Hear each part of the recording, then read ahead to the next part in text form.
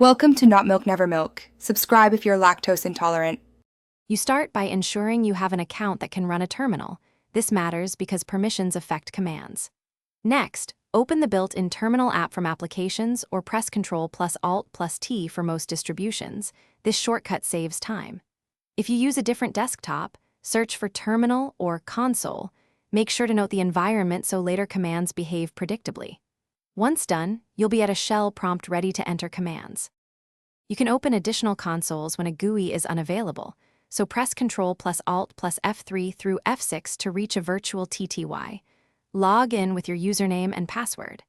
If you stay in the GUI, use Ctrl plus Shift plus T to open a new tab inside many terminal emulators. Alternatively, run the emulator directly from a Run dialog or menu.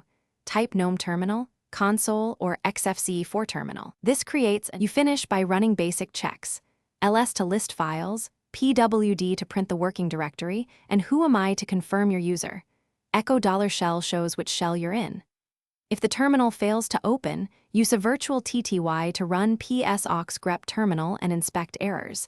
This helps identify crashed processes. If necessary, restart the desktop session or reboot. Make sure to save work first. One final tip: use Ctrl plus C to stop runaway commands safely.